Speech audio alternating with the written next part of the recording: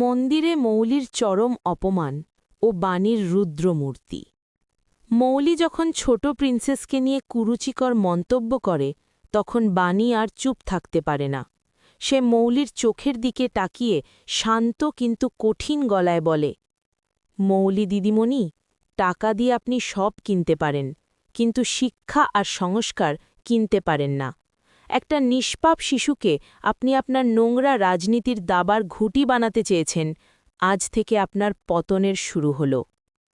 পুরো মন্দিরের লোক মৌলির দিকে ঘৃণা ভরে তাকাতে থাকে। এমনকি ঈশানীও মৌলিকে স্পষ্ট জানিয়ে দেয় যে সে যেন এক্ষুনি সেখান থেকে চলে যায়, না হলে সে আজ হাত তুলতে বাধ্য হবে। অপমানে ফুসফুসে উঠে মৌলি ও তার গ্র্যান্ডমামি সেখান থেকে বেরিয়ে যায়। বিদ্যুতের নতুন ষড়যন্ত্র ও কুয়াশার ভয়। অন্যদিকে বিদ্যুৎ আর কুয়াশা ভিড়ের আড়ালে লুকিয়ে সবটা দেখছিল। বিদ্যুৎ কুয়াশাকে বলে, এইটুকুতে ঘাবড়ালে হবে না কুয়াশা, মৌলি হেরে গেলে আমাদের তাসের ঘর ভেঙে পড়বে।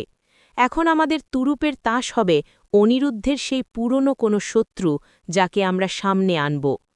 কুয়াশা কিছুটা ভয় পেলেও বিদ্যুতের টাকার লোভে সেও এই নোংরা খেলায় অংশ নিতে রাজি হয়।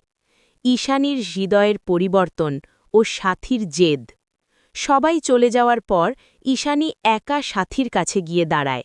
সে কেঁদে ফেলে বলে, সাথী, আমি বুঝতে পারছি অনিরুদ্ধের সাথে অন্যায় হচ্ছে, কিন্তু আমি তো একা এই বিশাল বাড়ির নিয়ম পাল্টাতে পারছি না। তুই ফিরে আয়, আমরা দুজনে মিলে সত্যটা খুঁজে বের করব।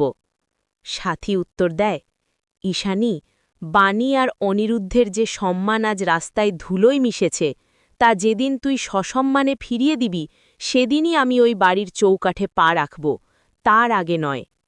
বাড়ির পথে নতুন বিপদ।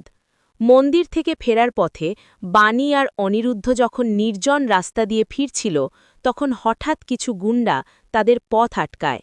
তারা অনিরুদ্ধের নামে বাজে স্লোগান দিতে থাকে এবং তাকে শহর ছেড়ে চলে যাওয়ার হুমকি দেয়। কিন্তু এবার আর অনিরুদ্ধ একা নয়, বাণী পাশে দাঁড়িয়ে একাই তাদের প্রতিহত করার চেষ্টা করে। বাণী বলে, যাদের সাহস আছে তারা সামনে আসুক, পিছন থেকে কাপুরুষের মতো আক্রমণ করবেন না।